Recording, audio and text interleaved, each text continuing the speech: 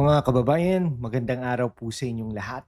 Dumiretso na tayo sa ating pinakamalaking katotohanan na pilit itinatago ng iilan. Sa nakalipas na mga araw, nakikita na natin ang paulit-ulit na naratibo. May mga gustong ipakulong. Walang iba kundi si Senador Rodante Marcoleta. Pero kapag sinuri mo mga opisyal na dokumento ng Senate at ang mga probisyo ng ating saligang batas, may isang malaking katotohanan na lilitaw. Mukhang si dating Senador Ping Lacson lang ang nagpupumilit sa isyong ito. Habang ginagawa yan, nakita natin si Senador Alan Peter Cayetano na nasa gitna ng isang malaking rally kahapon kasama ang taong bayan. Ipinaglaban ang tamang proseso, ang tamang policy at ang tunay na hustisya. Bakit mahalaga ang isyong ito sa inyo, sa mga ordinaryong taxpayers, mga OFWs, mga manggagawa at mga pamilyang Pilipino? Dahil kapag ang institusyon ng Senado at ang ating mga halal na opisyal ay nagagamit sa personal na ganti o maling interpretasyon ng batas, ang unang nadadamay ay ang serbisyo publiko na para dapat sa inyo. Kung ang isang mambabatas ay nagtatanggol sa interes ng publiko ay madaling mabaliktad ng walang matibay na ebidensya, paano pa kaya ang karaniwang mamamayan? Okay, dali pa ha. Okay, silipin muna po natin itong Facebook Live kahapon, courtesy of News 5.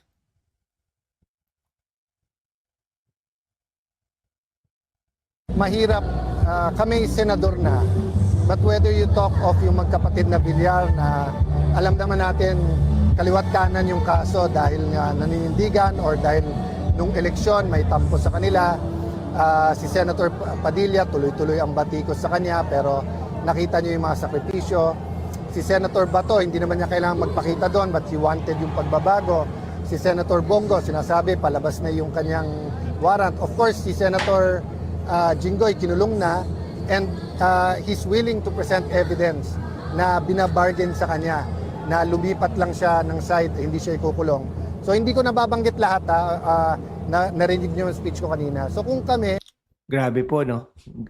Grabe po yung ginagawa ng mga ng gobyernong ito laban sa mga senador na talagang naninindigan para sa katotohanan. nahihirapan kami sa sitwasyon na may cover up sa pagnanakaw sa ating bansa dito sa flood control. Nahihirapan kami na ang sinasabi maging fair lang yung impeachment. Pero ayaw nila na mag-preside, hindi sila. Ayaw nila na ibang majority. What more the ordinary Filipino na konting ulan baha. What more the ordinary Filipino. Ayun po yun po yung pinaglalaban natin. Hindi po ba? Konting ulan, baha.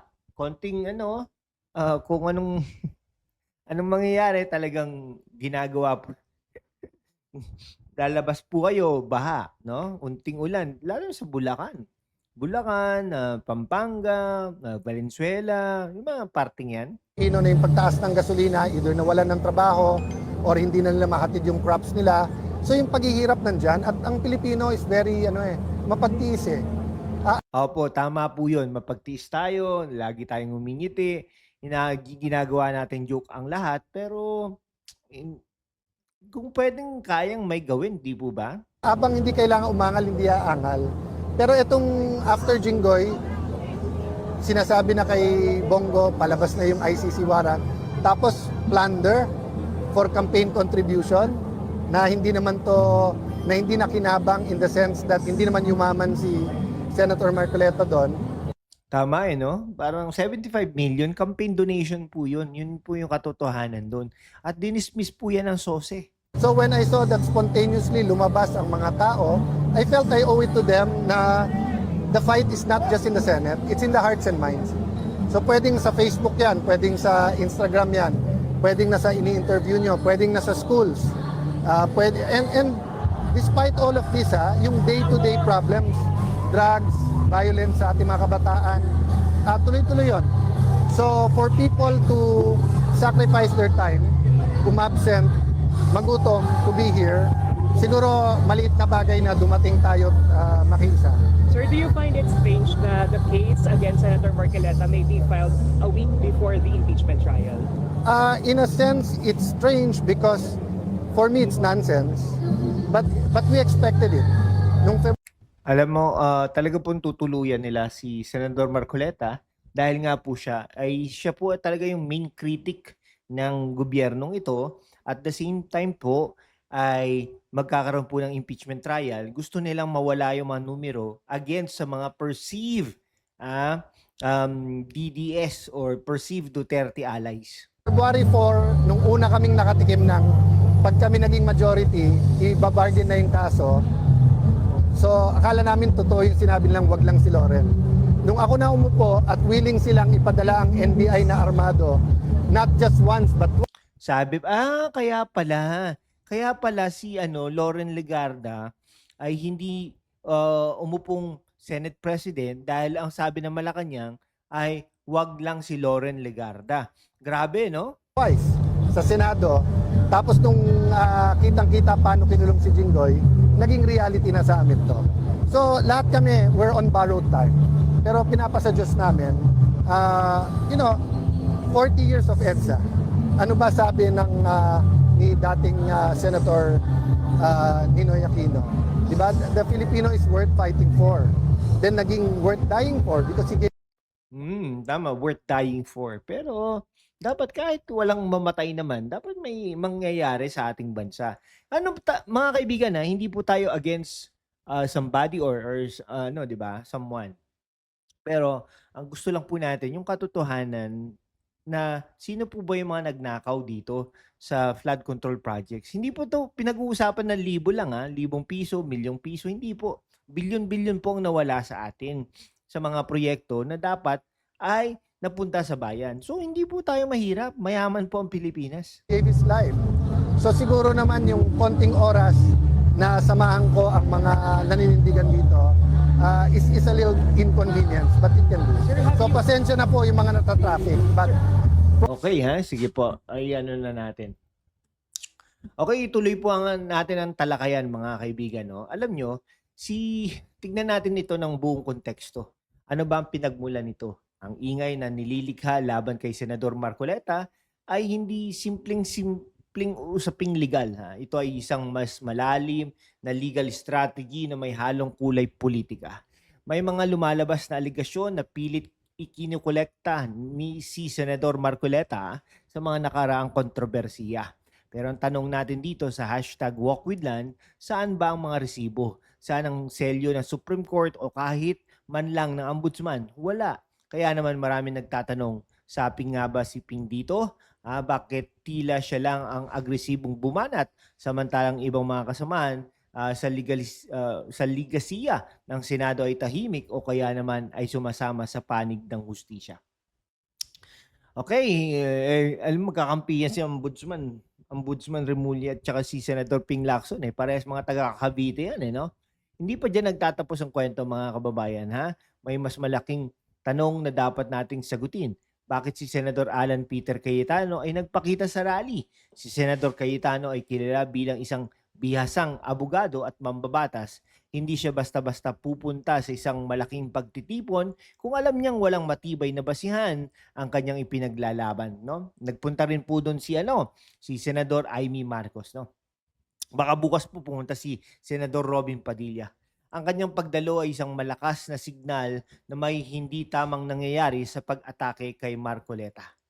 Okay, mga kaibigan Ngayon, simple lang yung Section 11, mga kaibigan.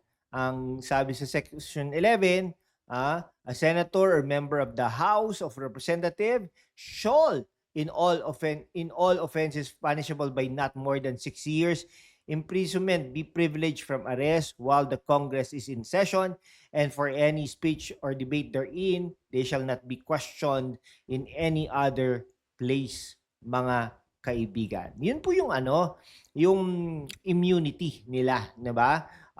Article 6, Section 11 of the Philippine Constitution. Kaya lang, plunder po kasi ang ikakaso Ikakaso ng ombudsman kay Senador Marcoleta at kay Mike Defensor. Kung kunwari plunder po 'yan, ikukulong at ikukulong po 'yan 'no. May precautionary po ang sandigan unless otherwise idi-dismiss po nila 'yan 'no. Depende po 'yan sa sandigan bayan, eh, 'no. So, puwede po talagang ano, eh, dapat 'di ba, anyway, mga kababayan, buksan natin yung constitution na sinasabi natin 'no, dito tayo sa totoong batas, hindi sa opinyon lang ng kung sino-sinong kritiko sa social media. Basahin natin 'yan, binasa na natin Article 6, Section 11 ng ating saligang batas tungkol sa tinatawag na Parliamentary Immunity o Speech and Debate Clause. Malinaw ang sabi ng batas, for any speech or debate therein, they shall not be questioned in any other place. Alam nyo, kahit po sa mga committee hearing, ay sakop po yan. So anong ibig sabihin nito sa kaso ni Senador Marcoleta? Ano mang pagbubunyag, ano mang investigasyon, ano mang matatapang na pahayag na binitawan niya sa loob ng Senate hearing habang ginagawa ang kanyang tungkulin ay protektado ng pinakamataas na batas ng Pilipinas. Hindi mo pwedeng kasuhan o ipakulong ang isang senador dahil lang hindi mo nagustuhan ang kanyang mga tanong o ang kanyang mga ginawang pagsusuri sa mga irregularidad. Ayun kaya kapag naririnig nyo kayo ng pilit na nagpapakalat ng balita na makukulong si Marcoleta dahil sa kanyang mga sinabi sa hearing, sabihin nyo sa kanila, palpak ang inyong legal analysis. Supalpal kayo sa konstitusyon. At sino ang nagtutulak nito? Si dating Senador Ping Lacson. Dito naman natin makikita kung bakit nagkakaroon ng duda ang publiko. Si Lacson matagal din nagsilbi sa Senado yan. Hanga tayo yan in the past. Pero ngayon, ay dapat mas nakakaalam sa batas na ito. Bakit ngayon ay tila nakalimutan niya ang proteksyon na binibigay ng saligang batas sa mga mababatas na naghahanap ng katotohanan. Pero mas mahalaga ng detalye dito, hindi lang ito usapin ng salita sa loob ng Senado. Pag-usapan natin ang papel ng AMLC o Anti-Money Laundering Council at ang Ombudsman sa anumang seryosong kaso. Kailangan ng opisyal na ulat, kailangan ng subpina, kailangan ng direktang pagpapatunay na may nagawang krimen. Sa kaso ni Marcoleta, walang anumang opisyal na desisyon na nagpapatunay ng kasalanan. Kaya naman kung buong naratibo ang pagpapakulong ay lumalabas sa isang malaking political pressure, tactic lamang yan mga kaibigan. Ngayon, lumipat na tayo kay Senador Alan Peter Cayetano. Bakit nga ba napakahalaga ng kanyang presensya sa rally? Isipin ninyo ito ng mabuti. Sa mundo ng politika, ang bawat galaw ay may kahulugan. Ang pagtayo ni Cayetano kasama ang mga supporters at ang taong bayan ay nagpapakita na ang laban na ito ay hindi laban ng isang tao lamang. Ito ay laban para sa integridad ng buong institusyon ng Senado. Si Senador Cayetano may malalim na karanasan sa mga malalaking investigasyon sa bansa. Alam niya kung kailan ginagamit ang batas para sa hustisya at kung kailan ito ginagamit para sa panggigipit. Sa kanyang pahayag sa rally, malinaw ang mensahe.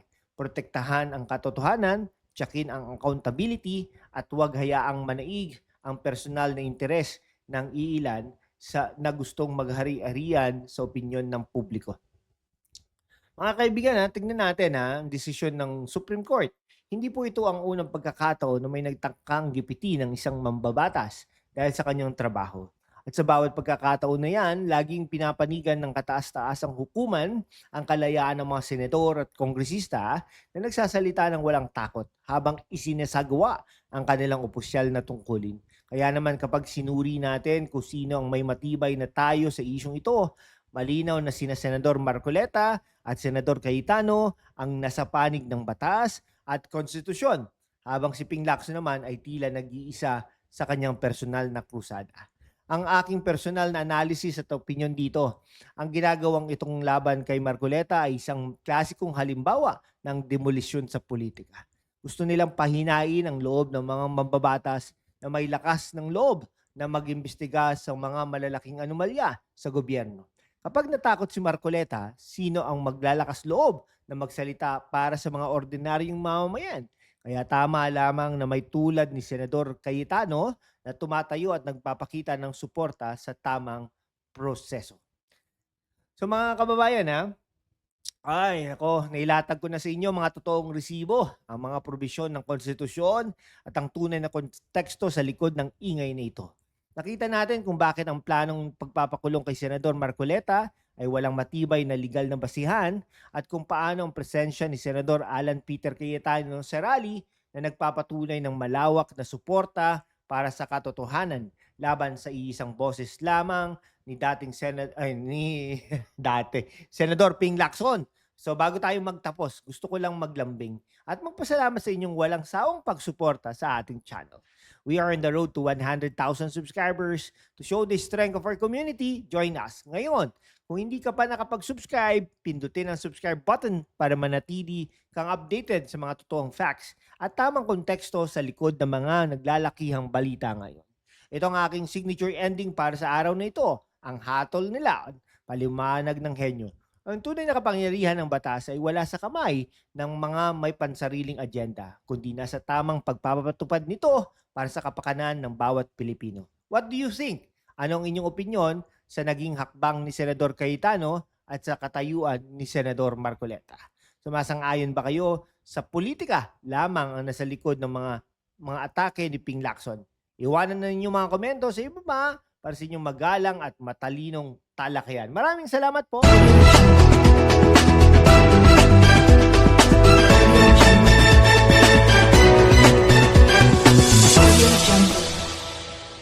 Paalam!